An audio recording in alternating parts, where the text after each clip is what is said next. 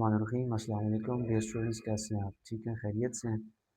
अच्छा students, BSN second semester anatomy physiology 2 उसका first unit respiratory system हम start करने जा रहे हैं। वैसे तो मैं स्लाइड से आपका लेक्चर नहीं लगा रहा।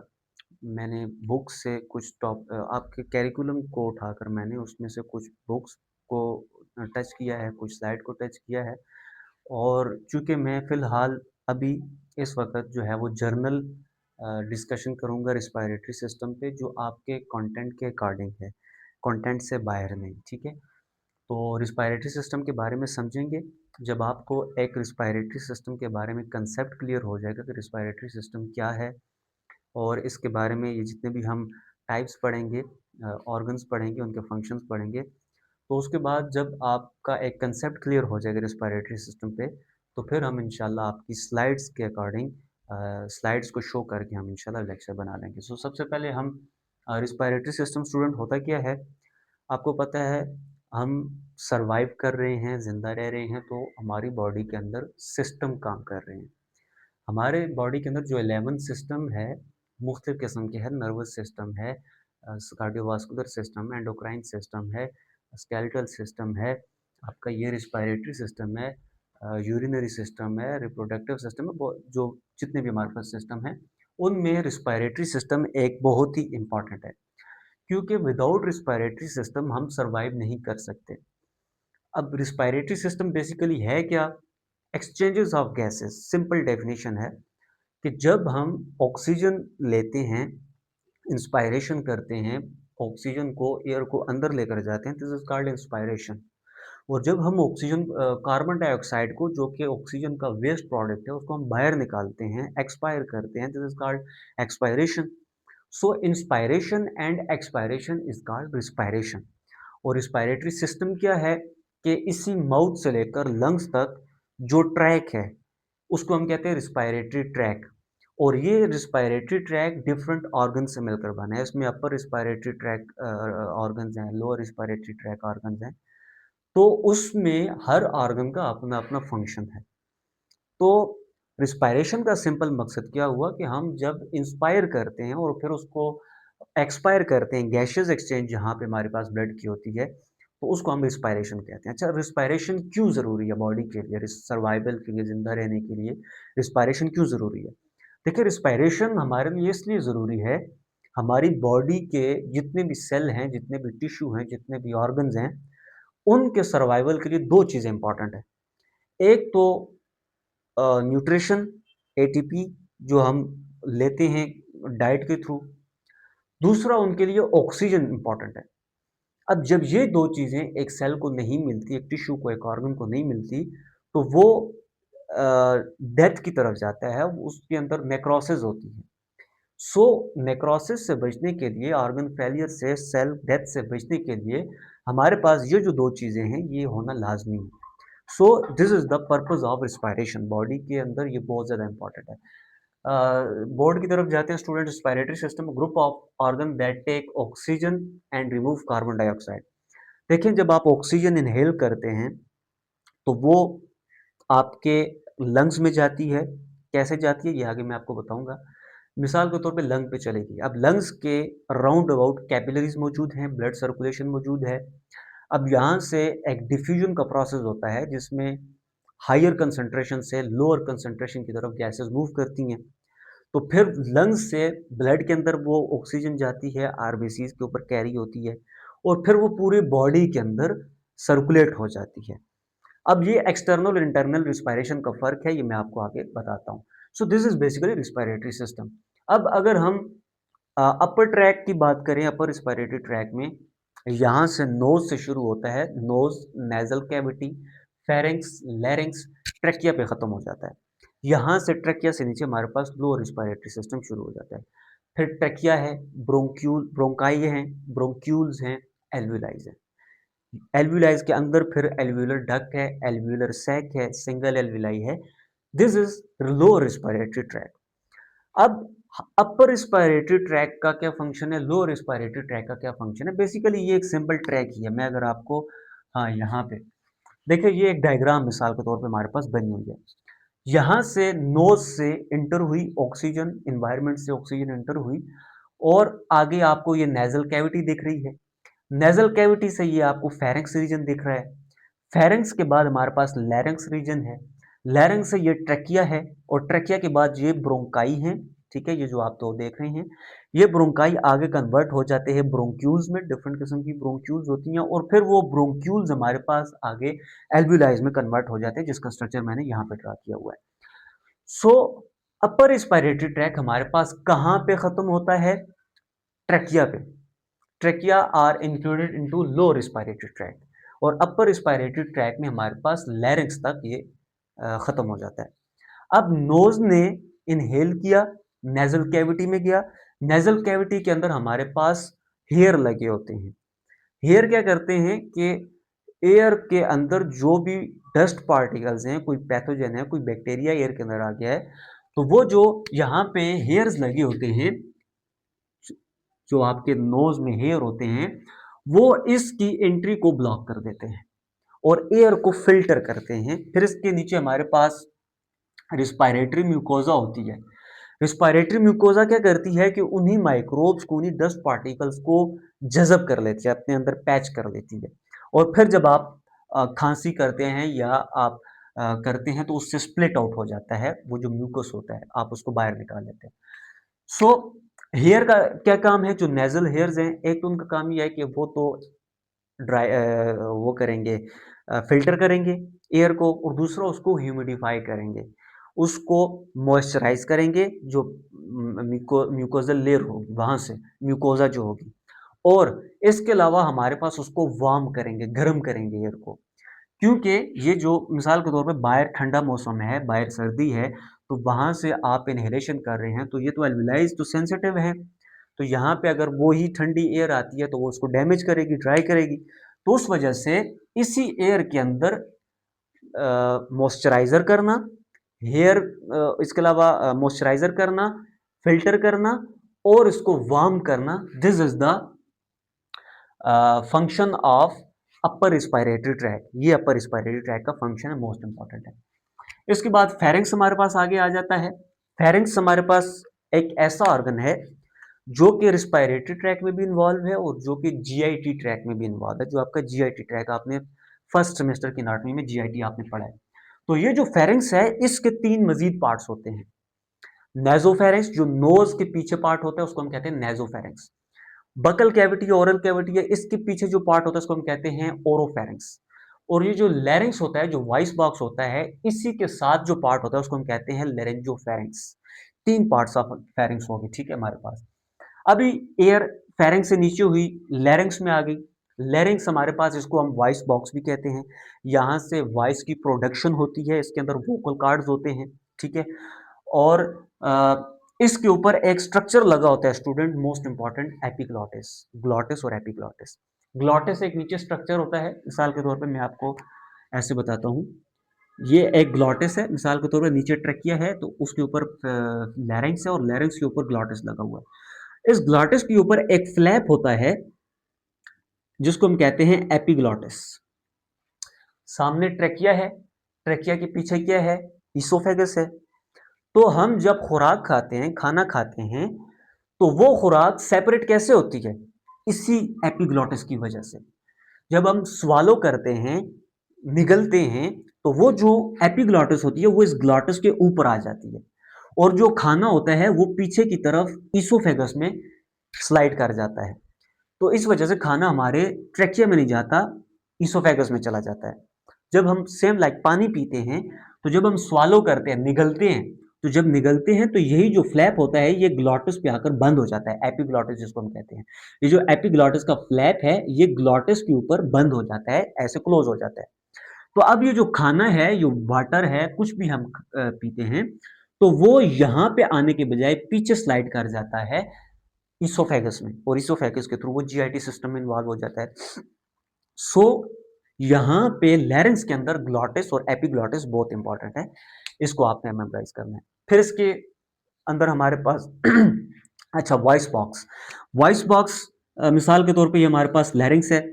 लैरिंक्स के अंदर हमारे पास ऐसे वॉइस वोकल कॉर्ड लगी होती है ना, वोकल कॉर्ड। जब हम बोलते हैं, हमारी स्पीच प्रोडक्शन कैसे होती है, हम लंग्स के अंदर एयर लेकर जाते हैं, जब उसको हम जोर से बाहर निकालते हैं, बात करते हैं, तो ये एयर हमारी बाहर निकल रही होती है।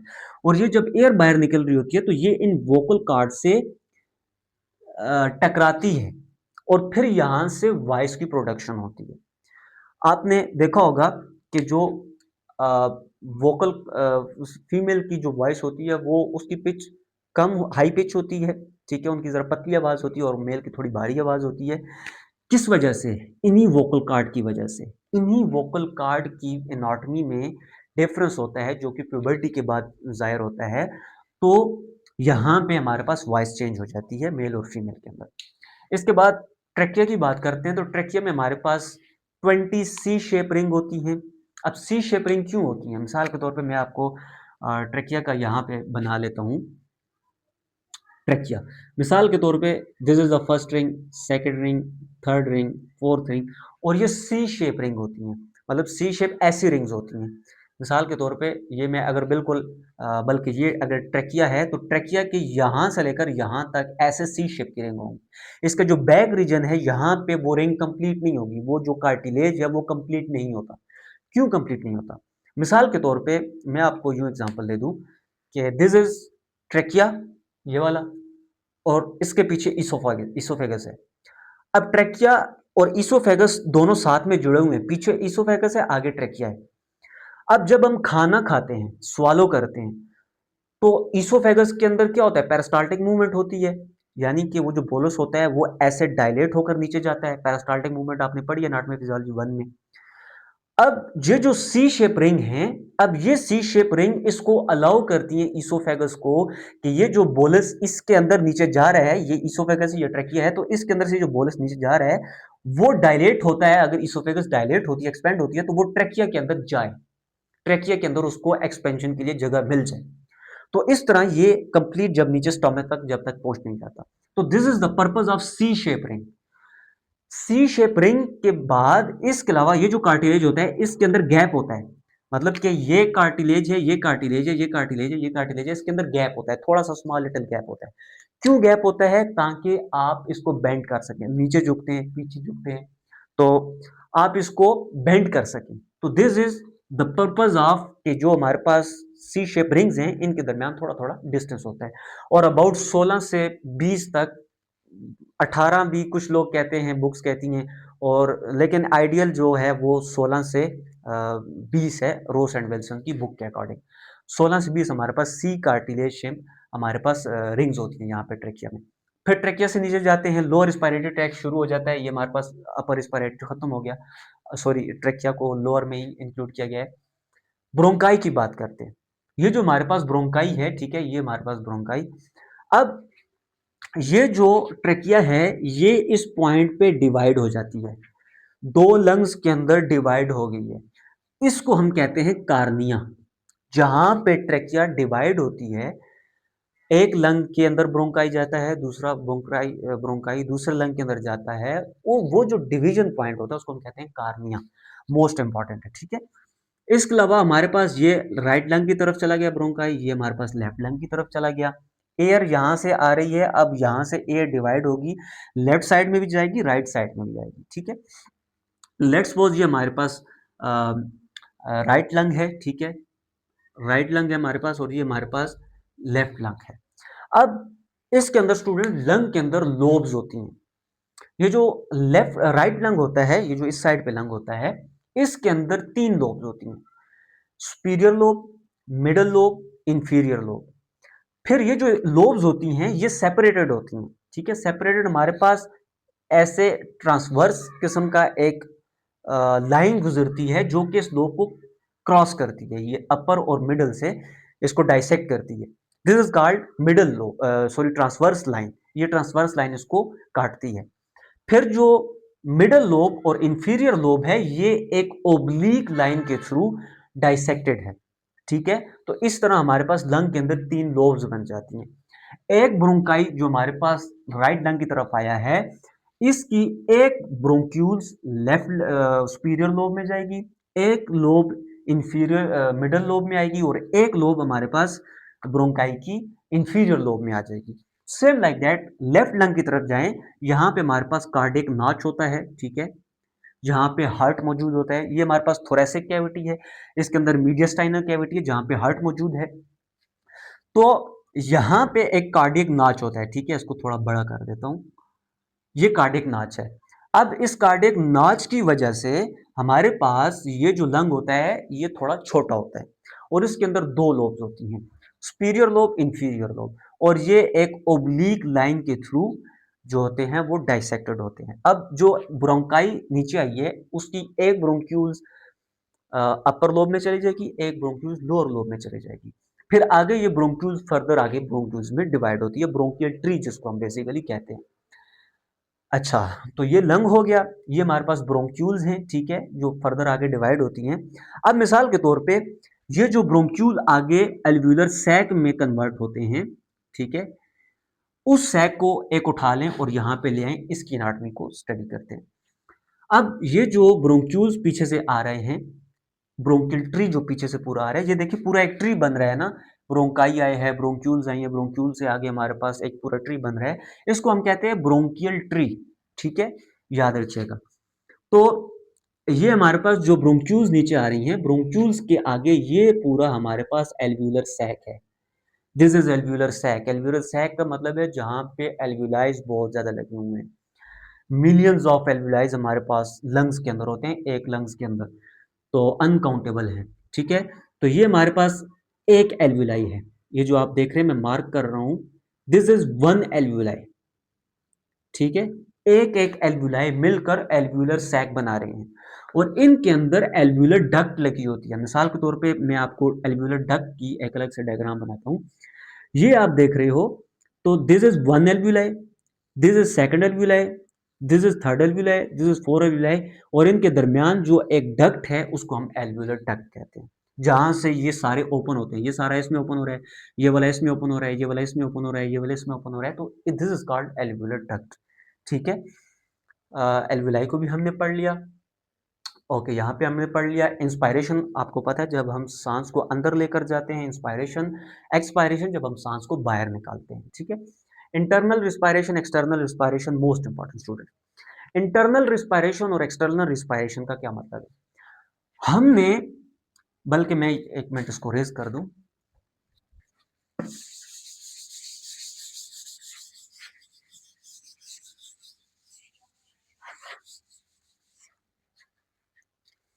अच्छा, जब हम लंग्स के अंदर हमने ये जो ब्रोंकियल ट्री पढ़ा है, इस ब्रोंकियल ट्री के हमने एल्व्यूलर सैक को उठा लिया। एल्व्यूलर सैक में हमें आर्टरीज मिलती हैं, ठीक है। ऑक्सीजन यहाँ से एंटर हुई, लंग्स के अंदर एंटर हुई, यहाँ पे अभी मिसाल के तौर पे मौजूद है। अब इससे आगे क्या होता है हम यहाँ पे देखते हैं, यहाँ पे छोटी छोटी माइनर माइनर कैपिलरीज आई होती हैं और वो कैपिलरीज इसके सराउंड, एल्व्यूलाइज के सराउंड, अराउंड उन्होंने सराउंड किया होता है। अब ये जो कैपिलरीज हैं एल्व्यूलाई के अराउंड जो लगी हुई हैं, इसमें एक प्रोसीजर होता है डिफ्यूजन। आपने पढ़ा होगा डिफ्यूजन क्या होता है, कि जब हायर कंसंट्रेशन से मॉलिक्यूल लोअर कंसंट्रेशन में मूव करते हैं without the use of ATP, ऐसा ही है ना डिफ्यूजन। तो इसमें क्या होता है कि अंदर अगर हम देखें तो यहां पे जो O2 है उसकी कंसंट्रेशन ज्यादा है, ब्लड के अंदर O2 की कंसंट्रेशन कम है, ठीक है, O2 की कंसंट्रेशन कम है। ब्लड के अंदर अगेन सुन लें, O2 की कंसंट्रेशन कम है लेकिन CO2 की कंसंट्रेशन ज्यादा है, कार्बन डाइऑक्साइड की कंसंट्रेशन ज्यादा है। इसी तरह ये जो ब्रोंकियल ट्री है या जो एल्व्यूलाई है, एल्व्यूलाई के अंदर CO2 की लेवल कम है, कंसंट्रेशन कम है, लेकिन ब्लड के अंदर कंसंट्रेशन CO2 की ज्यादा है। इसी तरह ऑक्सीजन की बात करें तो अंदर ऑक्सीजन की कंसंट्रेशन ज्यादा है और ब्लड के अंदर ऑक्सीजन की कंसंट्रेशन कम है। तो अब यहाँ पे ये जो मॉलिक्यूल्स हैं, ये जो गैसियस मॉलिक्यूल है, ये एक्सचेंज करेंगे। ये जो हायर कंसंट्रेशन जहां पे अंदर एल्वुलाइज के अंदर मौजूद है, वहां से ऑक्सीजन लीक आउट करेगी एल्वुलाइज के अंदर जहां पे लोअर कंसंट्रेशन ऑफ ऑक्सीजन है, डिफ्यूजन का प्रोसेस हो रहा है। यहां से जो CO2 है, ये CO2 जो ब्लड के अंदर ज्यादा है और एल्वुलाइज के अंदर कम है, ये डिफ्यूज करेगी CO2 ब्लड से एल्विलाइज के अंदर। This is called internal respiration. External respiration, internal नहीं, ठीक है, एक्सटर्नल रिस्पायरेशन। अब इसमें जो बाहर से लंग के अंदर ऑक्सीजन आई है, उसने लंग के अंदर कैपिलरीज के अंदर डिफ्यूज हुई है, और लंग से कार्बन डाइऑक्साइड, ब्लड से कार्बन डाइऑक्साइड लंग के अंदर ट्रांसफ्यूज हुई है। This is simple, this is called external respiration, जो आपकी ये लिखी हुई है एक्सटर्नल रिस्पायरेशन। इंटरनल रिस्पायरेशन को हम देखते हैं। इंटरनल रिस्पायरेशन क्या होती है, मैं इसको रिमूव कर देता हूं।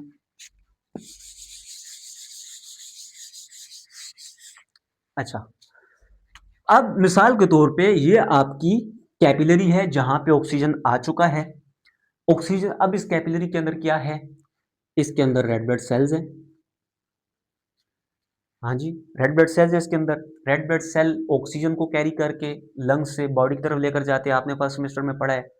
अब कैसे अटैच करते हैं, let's suppose this is the RBC, red blood cell. Red blood cell के अंदर 4 चेन्स होती हैं, 2 अल्फा चेन होती हैं, 2 बीटा चेन्स होती हैं, alpha chain, beta chain.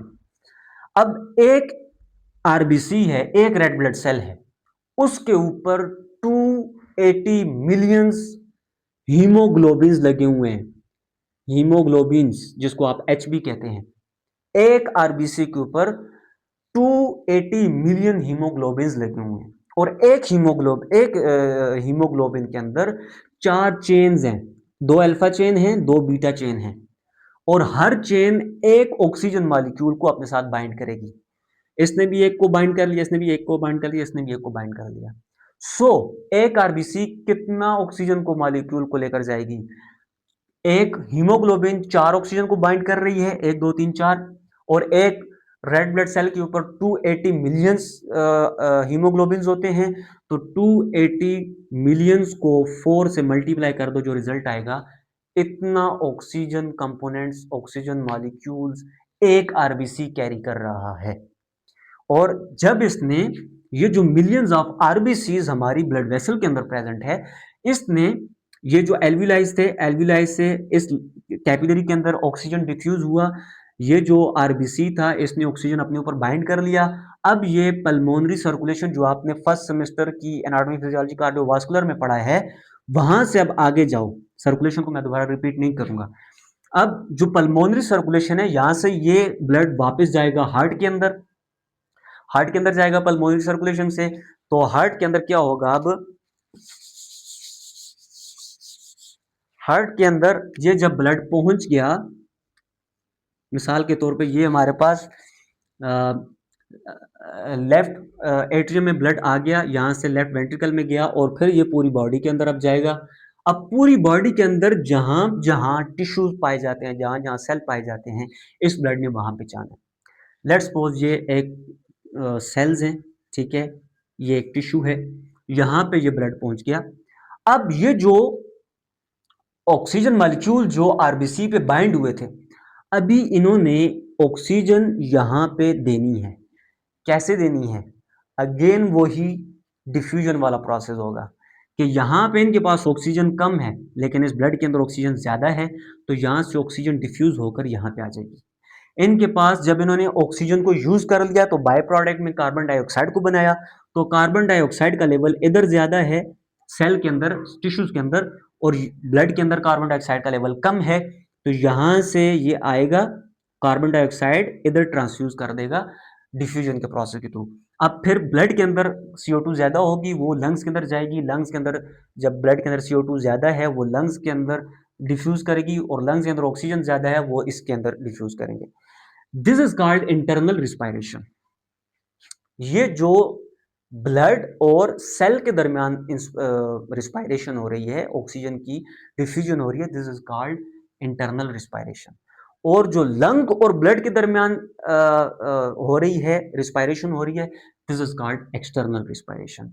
Students, ये आपका जो है वो मेन कंसेप्ट है रिस्पायरेटरी सिस्टम का। इसके अलावा अब कुछ वॉल्यूम्स हैं, वो वॉल्यूम्स अब मैं आपको एक्सप्लेन। तो स्टूडेंट्स, हमारे पास जो है वो कुछ वॉल्यूम्स हैं, कुछ कैपेसिटीज हैं, जो कि हमने लंग्स के अंदर पढ़नी होती हैं। लंग्स के अंदर मिसाल के तौर पे जब आप इंस्पायरेशन करते हैं, जब आप एक्सपायरेशन करते हैं, तो उस दौरान आप कितनी जो ऑक्सीजन है वो अंदर लेकर जा सकते हैं, कितनी अंदर रख सकते हैं और कितनी आप बाहर निकाल सकते हैं। This is called volumes. ठीक है, इसको हमने यूनिट के अंदर हम इसको एमएल के अंदर लेते हैं और फिर हम इसको जो है वो कैलकुलेट करते हैं। सबसे पहले हमारे पास टाइडल वॉल्यूम आता है। टाइडल वॉल्यूम हमारे पास क्या होता है?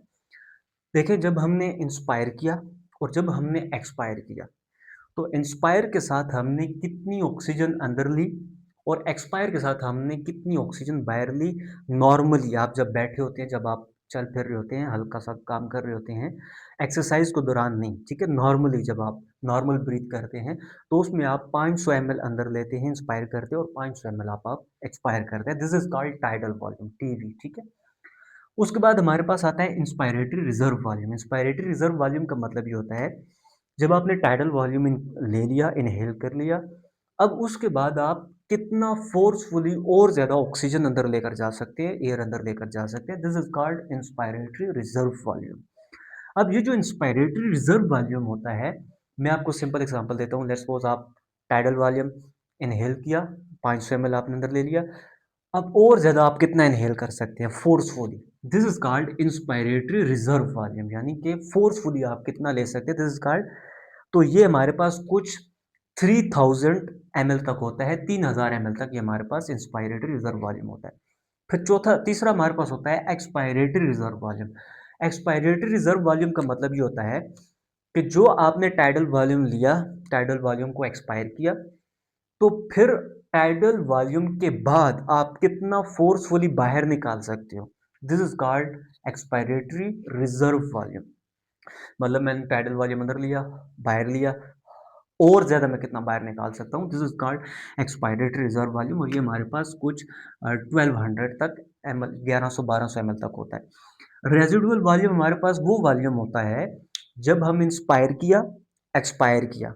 नॉर्मली क्या होता है, देखो मिसाल के तौर पे ये एक एल्वुलाई है, जब आपने इंस्पायर किया तो ये एक्सपेंड हो गया, फूल गया, बड़ा हो गया। अब जब आपने एक्सपायर किया, बाहर निकाला, तो ये एल्वुलाई वापस से अपनी जगह पे आ गया।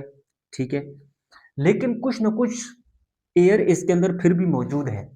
अगर वो एयर भी इससे निकल जाए तो ये एल्वुलाई बिल्कुल कोलैप्स हो जाएगा। सिंपल बैलून की एग्जांपल ले लें, जब आप उसके अंदर एयर भरते हैं तो वो एक्सपेंड हो जाता है, जब आप उससे पूरी की पूरी सारी एयर निकाल देते हैं तो वो बिल्कुल अपनी नॉर्मल पोजीशन में आ जाता है, कोलैप्स हो जाता है। तो सेम लाइक दैट, अगर एल्वुलाई के अंदर भी हम सारी की सारी एयर निकाल दें तो एल्वुलाई कोलैप्स हो जाएंगे, लंग्स कोलैप्स हो जाएंगे, जिसको हम एथिलेक्टेसिस कहते हैं, कोलैप्स ऑफ लंग। तो कोलैप्स से बचाने के लिए हमारे पास कुछ ना कुछ एयर अंदर रिमेन रहती है और उसको हम कहते हैं रेजिडुअल वॉल्यूम, और ये हमारे पास 1200 ml तक होता है।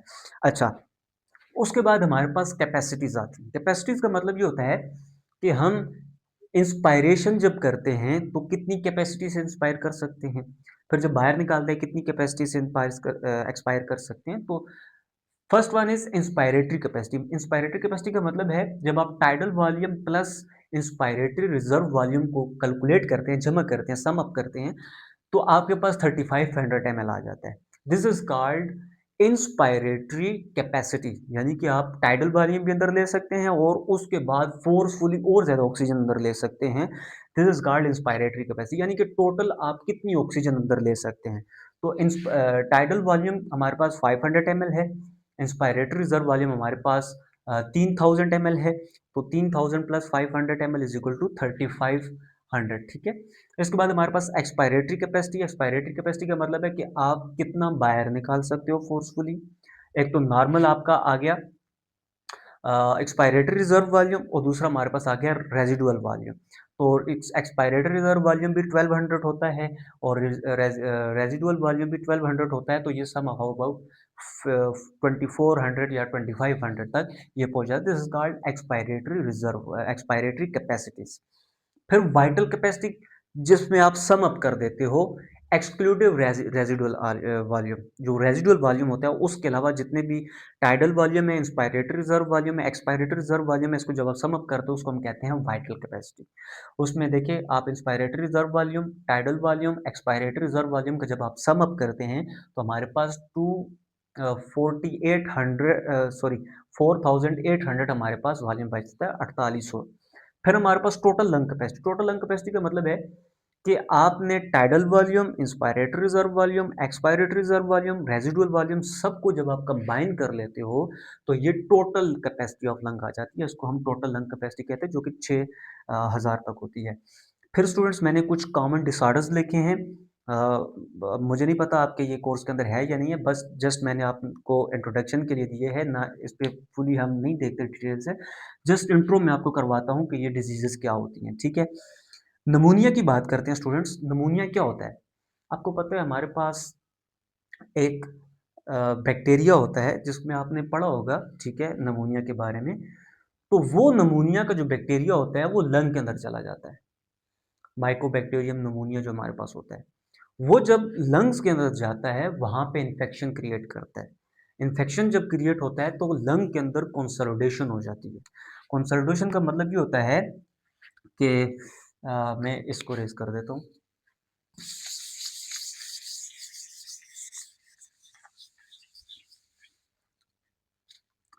देखिए मिसाल के तौर पे ये हमारे पास ट्रकिया है, यहाँ से लंग्स आते हैं, ठीक है। अब लंग्स के अंदर हमारे पास ये लोब्स हैं, ठीक है। एक लोबार नमूनिया होता है और एक हमारे पास जर्नल नमूनिया होता है। जर्नल में ये सारे लोब्स इन्वॉल्व हो जाती है, लोबार नमूनिया में हमारे पास कोई एक लोब इन्वॉल्व होती है। मिसाल के तौर पे ये लोब हमारे पास इन्वॉल्व होगी, इसको हम बाहर लेते हैं। ये जो एल्विलाइज हैं, इन एल्विलाइज के अंदर कंसोलिडेशन हो जाती है। कंसोलिडेशन का मतलब होता है इसके अंदर पस फॉर्मेशन बन गई, इसके अंदर कोई फ्लूइड एक्युमुलेशन होगी, यानी किसी भी वजह से लंग्स के एल्विलाइज के अंदर फ्लूइड बढ़ जाता है, एबनॉर्मल फ्लूइड बढ़ जाता है, उसको हम कहते हैं कंसोलिडेशन, ठीक है, जो सिक्रीशंस अंदर जमा हो जाती हैं। तो ये नमूनिया होता है जिसमें हमारे पास माइकोबैक्टीरियम नमूनिया होता है और वो हमारे पास इन्फेक्शन काज करता है लंग्स के अंदर, तो उसको हम नमूनिया कहते हैं। इस तरह हमारे पास एआरडीएस है, ठीक है, acute respiratory distress syndrome. Acute respiratory distress syndrome का क्या मतलब है? सम टाइम ऐसा होता है ना कि नमूनिया की वजह से, टीबी की वजह से, एस्थमा की वजह से, सीओपीडी की वजह से बंदा रिस्पायरेटरी डिस्ट्रेस में चला जाता है, ठीक है। रिस्पायरेटरी डिस्ट्रेस का मतलब क्या है? जो हमने ऑक्सीजनेशन पढ़ा है, जो गैसेस एक्सचेंज होती है।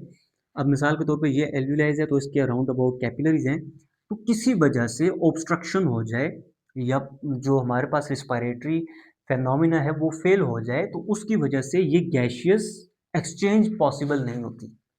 तो जब गैशियस एक्सचेंज पॉसिबल नहीं होती, आपकी सैचुरेशन डाउन हो रही होती है, पेशेंट की सैचुरेशन डाउन हो रही होती है, उस सिचुएशन को हम कहते हैं रिस्पायरेटरी डिस्ट्रेस।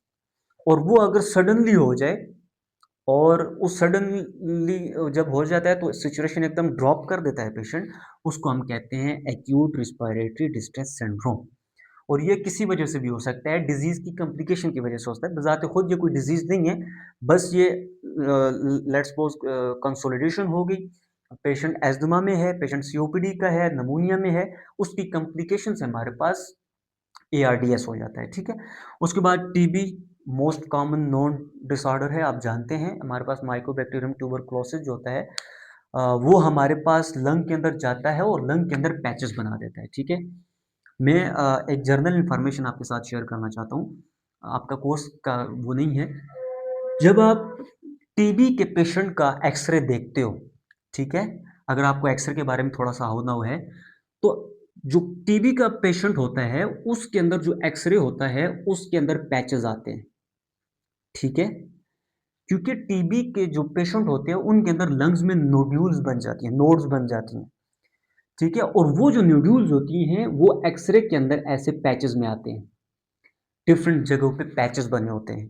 तो ऐसे जब आपको पैचेस वाला एक्सरा देखने को मिले हॉस्पिटल के अंदर, तो आपने ट्यूबरक्लोसिस को रूल आउट करना है, मजीद आपने उस पर ट्यूबरक्लोसिस के कल्चर करवाना है। तो ओके, उसके बाद हमारे पास ब्रोंकाइटिस है। ब्रोंकाइटिस का क्या मतलब होता है? ये जो ब्रोंक्यूल्स है, जो डायग्राम में हमने पढ़े थे, उन ब्रोंक्यूल्स के अंदर इन्फ्लेमेशन हो जाती है, वहाँ पे इन्फेक्शन हो जाता है, उसको हम ब्रोंकाइटिस कहते हैं, ठीक है। प्लूराइटिस, अच्छा प्लूराइटिस क्या होता है, हमारे ये जो लंग्स होते हैं, इन लंग्स के अराउंड एक मेम्ब्रेन होती है जिसको हम प्लूरल मेम्ब्रेन कहते हैं। ये हमारे पास एक प्रोटेक्टिव मेम्ब्रेन होती है लंग्स की। इसके अंदर हमारे पास कैविटी मौजूद होती है, ठीक है। मिसाल के तौर पे ये एक इंटरनल वाल है, ये एक्सटर्नल वाल है, इसके दरमियान हमारे पास प्लूरल कैविटी मौजूद है, ठीक है, प्लूरल कैविटी। इसके अंदर हमारे पास फ्लूइड होता है जिसको हम प्लूरल फ्लूइड कहते हैं। अब किसी वजह से इस कैविटी के अंदर इन्फ्लेमेशन हो जाए, इन्फेक्शन हो जाए, ओहो बिजली चली गई। अच्छा स्टूडेंट्स, बिजली जाने की वजह से हमारा लेक्चर जो है वो वहाँ पे रह गया। तो मैं ये मोबाइल पे इस स्क्रीनशॉट की मदद से मैं आपको थोड़ा सा एक्सप्लेन कर देता हूँ। अभी चूँकि वाइट बोर्ड नहीं है, बिजली नहीं है, तो अभी आने का इंतज़ार नहीं कर सकते, क्योंकि गांव में बिजली जब जाती है तो 2-3 घंटे बाद ही आती है ना। तो मैं यहाँ से आपको एक्सप्लेन कर देता हूँ। प्लूराइटिस हम पढ़ रहे थे स्टूडेंट्स, ये जो आप प्लूराइटिस देख रहे हो, इस प्लूराइटिस में क्या होता है, जो हमारे लंग्स होते हैं ना, लंग्स के अराउंड हमारे पास कैपेसिटी होती है ना, प्लूरल कैपेसिटी जिसको हम कहते हैं। और उस प्लूरल कैपेसिटी के अंदर हमारे पास प्लूरल फ्लूइड होता है। अब वो जब फ्लूइड हमारे पास किसी वजह से इन्फेक्शियस हो जाता है, वहाँ पे पैथोजन आ जाता है, बैक्टीरिया वगैरह आ जाता है। अब वो लंग के अंदर से आया है, इंटरनल इंजरी हुई है, या वो लंग के बाहर से कोई इंजरी हुई है और वो उस मेम्ब्रेन को क्रॉस करके अंदर पहुंच जाता है, तो उसको हम सिंपली कह देते हैं प्लूराइटिस, ठीक है। जो pleura inflammation of the pleura simple जिसको हम कहते हैं। फिर लास्ट डिजीज आपके पास प्लूरल एफ्यूजन है स्टूडेंट। प्लूरल प्लूरल एफ्यूजन हमारे पास क्या होता है, यही जो प्लूरल कैविटी होती है, यही जो प्लूरल स्पेस होती है, इसके अंदर बहुत ज़्यादा एक्युमुलेशन ऑफ फ्लूइड हो जाए, उसको हम प्लूरल एफ्यूजन कहते हैं। हमारे पास नॉर्मली फ्लूइड जो होता है, pleural effusion sorry pleural fluid जो हमारे पास होता है वो किसी वजह से ज़्यादा हो जाए, या उसके अंदर ब्लड आ जाए, या उसके अंदर कोई और पस फॉर्मेशन हो जाए, या कोई और फ्लूइड उसके अंदर एक्युमुलेट होने लग जाए, तो वो लंग को अपनी तरफ अंदर की तरफ धकेलेगा प्रेशर। अब मेरे पास बोर्ड नहीं है, वरना मैं आपको डायग्राम के थ्रू समझाता, आपको समझ आ जाती। तो उसमें जो लंग्स होते हैं वो अंदर कोलैप्स हो रहे होते हैं, तो उसको हम कहते हैं प्लूरल एफ्यूजन, ठीक है। तो स्टूडेंट्स, यहाँ पे हमारे पास आपका जो रिस्पायरेटरी सिस्टम है, इसका एक जर्नल सा कंसेप्ट था, वो आपका क्लियर होता है। आई होप सो आपको समझ आई है। इंशाल्लाह आपकी जब ये जब कुछ टाइम तक मैं आपकी स्लाइड से भी आपका लेक्चर अपलोड करूँगा, तो आप मुझे ये चीज़ बताइएगा कमेंट सेक्शन में कि आपको स्लाइड्स के थ्रू पढ़ना है या आपको इसी तरह जर्नल लेक्चर पढ़ने हैं, क्योंकि मैं तो जर्नल स्टडी का कायल हूँ। मैं समझता हूँ, खुद भी मैं जर्नल स्टडी करता हूँ, और मैं मेरे जितने भी जूनियर्स होते हैं मैं सबको यही मशवरा देता हूँ कि आप जर्नल स्टडी किया करें। हाँ, जो आपके कोर्स कंटेंट होता है, मैंने आपके कोर्स कंटेंट से ही, आपके कैरिकुलम से ही ये सारी चीज़ें उठाई हैं। बीच में कुछ बुक्स मैंने पढ़ी है, बुक्स से जो कुछ मुझे नॉलेज मिला है वो मैंने इसके अंदर एक्सप्लेन किया है। आपकी स्लाइड्स पढ़ी हैं, वहाँ से जो मुझे कुछ थोड़ा बहुत नॉलेज मिला है वो एक्सप्लेन किया है। फुल डिटेल नहीं थी, ठीक है। फुल डिटेल आपकी जो छोटी-छोटी इसके अंदर डिटेल हैं वो आपकी स्लाइड्स के अंदर मौजूद हैं। आप खुद उसको स्लाइड्स को पढ़ना चाहते हैं, या आप मुझे बता सकते हैं कि मैं वो आपको वो स्लाइड्स एक्सप्लेन कर दूँगा। तो वो आप मुझे बता दें कमेंट सेक्शन में, या आप जिस तरह भी आप मुझे बताना चाहते हैं। सो स्टूडेंट्स, इंशाल्लाह बेस्ट ऑफ लक। मिलते हैं नेक्स्ट वीडियो लेक्चर में, तब तक के लिए अल्लाह हाफ़िज़।